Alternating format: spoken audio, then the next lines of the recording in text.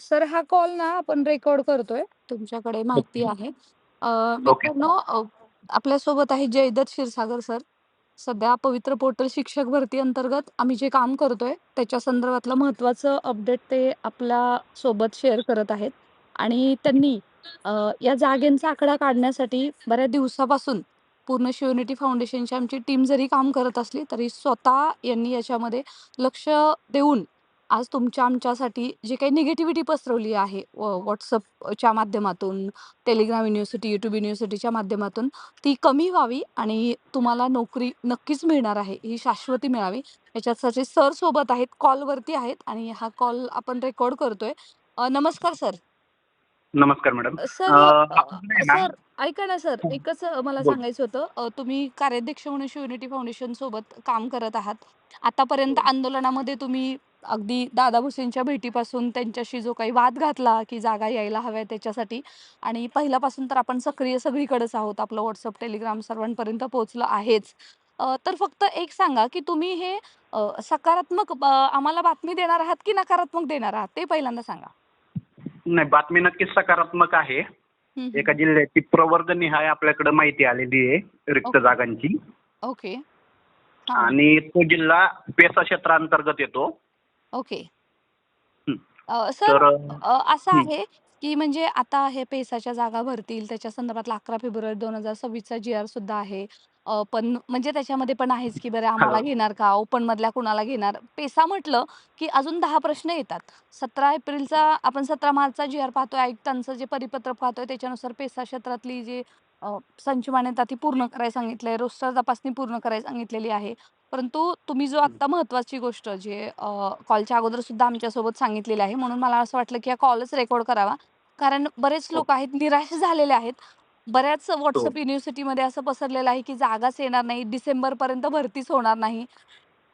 अशा सगळ्या गोष्टींना त्याच्यामुळे मला असं वाटलं, की हा कॉल रेकॉर्ड होणं गरजेचं आहे आणि याच्या माध्यमातून या हं. सीरीजच्या माध्यमातून येणाऱ्या काळामध्ये तुम्ही कोणकोणत्या जिल्ह्याची माहिती देणार आहात आणि जो जिल्हा थंबनेलवरती सर्वांनी पाहिलेला आहे नाशिक, त्याची माहिती तर तुम्ही द्याच. पण येणाऱ्या काळामध्ये जी आपली टीम कोणकोणत्या जिल्ह्याची माहिती देणार आहात, ते थोडंसं सांगा आणि माहितीला सुरुवात करा. सगळ्यात अगोदर एक सांगतो, कोणी डिसेंबर म्हणेल, कोणी अजून वर्ष जाईल, 2 वर्ष जातील, काहीही सांगेल. भरती जून 15 पर्यंत म्हणजे उद्याच्या जूनपर्यंत पहिला टप्पा पूर्ण झालेला असेल. ओके. अ, त्यामुळे ते बाकी काय अफवा फिरतात, युट्यूबवाले काय सांगतात, व्हॉट्सअपवर काय येतंय, याकडे कोणीच लक्ष देऊ नका. 15 जून 2026 पर्यंत पहिला टप्पा पार पडेल. येस सर, ते तर भुसे साहेबांनी सुद्धा सांगितलेलं आहे. काल सुद्धा आपले टीम मेंबर मालेगावला भेटले. त्यांनी पुन्हा तेच सांगितलं, "अरे बाबांनो, मी सांगतोय तुम्हाला जून महिन्यात मी शिक्षक शाळेला देणार आहे." तरी पण सर हो. असं मध्ये-आधी कुठल्या-कुठल्या अशा बातम्या येतात, त्यामुळे जरा मुलांच्या मनामध्ये, महिलांच्या मनामध्ये जरा भीतीचं वातावरण असतं. त्याच्यासाठी नाही, हा थोडासा अट्टाहास. या बातम्या का येतात, कुठून येतात हे सगळ्यांना माहिती आहे. त्यामुळे त्यावर बोलायचंच नाही आपल्याला. Yes, yes sir. नक्की, नक्कीच सर. विषयाला आपण सुरुवात करूया. मित्रांनो आपला आपल्या WhatsApp, Telegram जॉइन करा. या व्हिडिओच्या डिस्क्रिप्शन बॉक्समध्ये लिंक आहे. हे मला काय सांगायचंय, आज दुपारी जयदत्त क्षीरसागर, जे शिवनिटी फाउंडेशनचे कार्याध्यक्ष म्हणून गेली वर्षभर आपल्या सोबत कंटिन्यू काम करतात आहे. त्यांनी एक फक्त मेसेज टाकला 15 जून संदर्भातचा आणि प्रत्येक चॅनलवाल्यांनी फक्त नाव खोडून सर्वांनी तो चॅनल स्वतःच्या ह्यांनी Telegram चॅनलवाल्यांनी, WhatsApp चॅनलवाल्यांनी त्यांच्यावरती फिरवला. आणि त्याच्यामुळे बरेच एक सकारात्मक ऑलरेडी पसरलेली आहे. आम्हाला आमचं नाव घेतलं नाही तर सर फरक पडत नाही. त्यामुळे तुम्ही जी बातमी दिली त्याच्यामुळे ऑलरेडी पॉझिटिव्ह वातावरण निर्माण झालेलं आहे. त्याबद्दल त्यासाठी आमच्या सर्व अभियोग्यताधारक सर्व शिक्षकांकडून तुमचे प्रथमतः धन्यवाद. धन्यवाद मॅडम. Yes sir. आपल्याकडे नाशिक जिल्ह्याची माहिती आहे. हां सर बोला. नाशिक जिल्ह्यामध्ये नाशिक जिल्ह्यामध्ये नॉन पेसाच्या 512 जागा आहेत. 512. त्यापैकी प्रवर्ग वाईज पण माहिती आहे आपल्याकडं. ती देऊ का मी तुम्हाला? सर पेसाच्या किती आहेत? नॉन पेसाच्या किती आहेत? नॉन पेसा आणि पेसा अंतर्गत म्हणजे काय? कारण सर हे जरा थोडंसं गोंधळ आहे सर्वांचे. ते जरा सांगा पहिल्यांदा. नॉन पेसाच्या 512 जागा आहेत आणि हं. पेसा क्षेत्रातल्या 450 जागा आहेत. हं, हं, हं. नॉन पेसा म्हणजे काय? नक्की कोणाला तिथं संधी आहे? नॉन पेसामध्ये कुणीही येऊ शकतं महाराष्ट्रातला कोणत्याही जिल्ह्यातला. सर त्याच्यामध्ये असं एक अजून एक बातमी उडत-उडत माझ्या कानावरती आली होती. मला माहिती आहे ऑथेंटिक उत्तर, परंतु मी तुम्हाला ह्याच्यासाठी विचारते, की नॉन पेसा म्हणजे ओपन कॅटेगरीतले त्याच जिल्ह्यातले उमेदवार. हे खरं आहे की पूर्ण नाही, नाही, नाही. महाराष्ट्रभर? नॉन पेसा नाही. तो नियम जो आहे तो पेसा क्षेत्रासंदर्भातला आहे. ओके. हं, हं.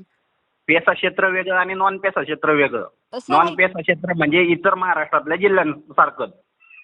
सर ॲक्चुअली कसं आहे, की सध्या पेसा क्षेत्रांतर्गत 13 जिल्हे येतात. त्याच्यामधला एक नाशिकची जी तुम्ही माहिती सांगताय नाशिक, प्रवर्गणी आहे. अहमदनगर. हो, परंतु सर त्याच्यामध्ये अजून एक प्रश्न नेहमी मला कमेंट सेक्शनमध्ये विचारला जातोय, तो म्हणजे नॉन पेसा म्हणजे पेसा जिल्ह्यातच राहणारे ओपन कॅटेगरीचे उमेदवार. असं आहे का न- नॉन पेसा म्हणजे? नाही नाही नाही नाही. नॉन पेसा म्हणजे महाराष्ट्रातल्या इतर जिल्ह्यांसारखं, म्हणजे जे पेसा क्षेत्रात नाहीत त्यासारखंच. ओके, म्हणजे ह्या सगळ्या जागा आहेत तुम्ही सांगणार आहात, त्या सर्व त्याच्यासाठी एलिजिबल आहेत. फक्त हो हो नाशिकमधले नसून जे सर्व पूर्ण हो. ह्याच्यामध्ये राहतात, नॉन पेसा अंतर्गत येतात, ते सर्व उमेदवार बरं त्याच्यासाठी एलिजिबल आहेत. बरं. Okay sir, thank so much. मित्रांनो, अशाच ऑथेंटिक माहितीसाठी सबस्क्राईब करून अं, नोटिफिकेशन ऑन करा, सर्वांपर्यंत पोहोचवा. सर सांगा सर कसे-कसे आहेत वर्गवारी? प्रवर्गणी आहे, मी माहिती देतो. ओपनच्या 126 जागा आहेत. नॉन पेसा क्षेत्रासंदर्भात बोलतोय. ओके, ओपनच्या 126, SC 98, 98, okay. ST 102, 102. OBC 105. Okay, 105. हां. एनटीडी 3 जागा आहेत फक्त एनटीडीच्या. ओके, एन-टी-डीच्या कमी आहेत म्हणजे. हां. एनटीसीच्या 9 जागा आहेत. ओके. हं. एनटीबीच्या 0 जागा आहेत.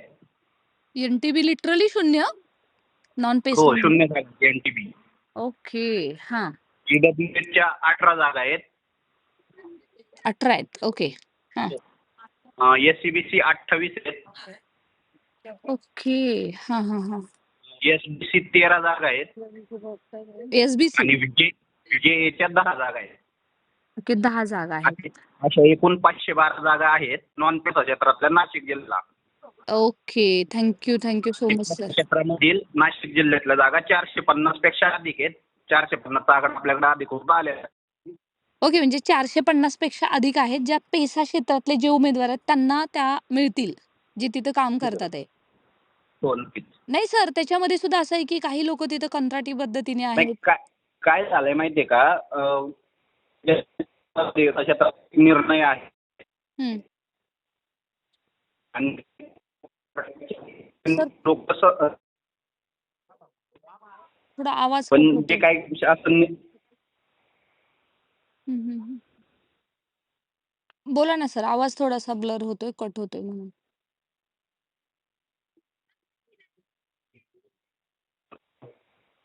हॅलो? सर तुम्ही नेट बंद करा तुमचं चालू असेल तर किंवा वायफाय बंद करा, तेव्हा आवाज क्लिअर येईल. येतोय का आता आवाज? हां, येतोय. हं. पेसा क्षेत्रासंदर्भात काय झालंय, बरेच निर्णय आहेत, बरेच जे आर आहेत. हं. त्यामुळं बरेच उमेदवार त्याच्यात हे झालेत, संभ्रमित आहेत.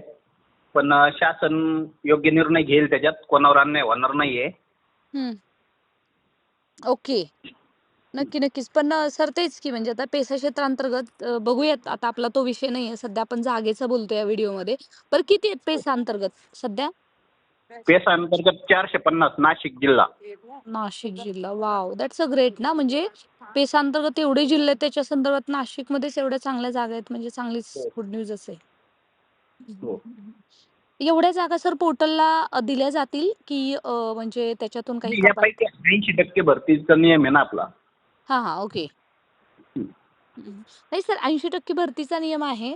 पण तुम्ही पाहिलं पेसा असेल क्षेत्रासंदर्भात 100% भरतीला मान्यता आहे. हां. येस. There I M.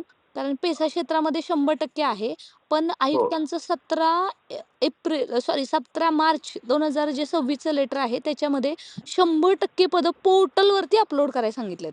आता हो. त्याच्यातले नंतरनं पहिल्या टप्प्यात किती देतील, दुसऱ्या टप्प्यात किती देतील हे जरा पाहण्यासारखंच ठरेल. पाहूयात. हो, ते तर आहेच. आता भरती 2 टप्प्यात होणार आहे आपली. मग कोण किती देणार त्याच्यावर डिपेंड आहे ते. ओके. सर अजून येणाऱ्या म्हणजे आता सध्या तुमच्याकडे प्रवर्गानुसार अजून कोणत्या जिल्ह्याची माहिती तुम्ही येणाऱ्या काळामध्ये देणार मी आहात? कारण हे मी उद्या रेकॉर्डिंग सर संध्याकाळपर्यंत YouTubeवरती टाकणार आहे.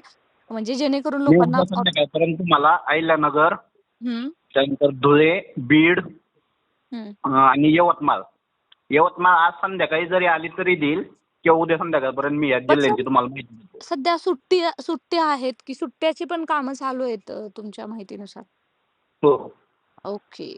नाही, नाही. चालेल, चालेल sir. Thank you so much आणि तुमचे मनापासून धन्यवाद. आपण ही ऑथेंटिक माहिती यासाठी मित्रांनो शेअर करतोय, की सर्वांपर्यंत पोहोचावं आणि जी निगेटिव्हिटी आहे तुमच्या मनातली ती काढून टाका. आम्ही सकारात्मक आहोत, कारण आम्ही लढत आहोत आणि फक्त लढत नाही तुम्हाला दाखवण्यासाठी. तुम्ही पाहिलं असेल काही पोस्टच्या माध्यमातून आम्ही त्याची माहिती घेतोय, त्याची ऑथेंटिकेशन तुमच्यापर्यंत पोहोचवतोय आणि फक्त तुम्ही याचा रिझल्ट पाहत राहणार आहात. म्हणजे आणि हे तुम्हाला जर व्हेरिफाय सुद्धा करायचं असेल, तर तुम्हाला सुद्धा स्टे कनेक्ट राहावंच लागेल. कारण तुम्हालाही कळेल, की आम्ही फक्त बोलत नव्हतो, ते सत्यात सुद्धा उतरत होतं. सर थँक यू नाही, सो मच फॉर इन्फॉर्मेशन. बोला ना. हे माहितीच्या बद्दल आहे ना, हं. पुढं लोकांना माहीत होणारच आहे. सगळ्या अभियोगाच्या धारकांना कळणारच आहे. Yes, yes, yes. नाही सर, आपण पण सर इथून पुढे ना, ही अशी माहिती उमेदवारांकडे कळू द्यात. कारण काही लोकं बऱ्याच चुकीच्या पद्धतीने चुकीची माहिती सुद्धा पसरवली जाते. म्हणूनच हा अट्टहास आहे. नाही, मी अगोदर सांगितलं कोणी कोणावर किती विश्वास ठेवायचा नाही ज्याचं त्याने ठरवायचं असतं. नाही सर, आपल्यावरती विश्वास आहे सर. म्हणूनच लोकं आपल्याकडे आशेने पाहतात. म्हणून आपण एक नक्की. अधिकृतरित्या माहिती देण्याचा प्रयत्न नक्कीच करतोय. हो, हो. Yes sir. Thank you so much sir. Okay. Okay. धन्यवाद.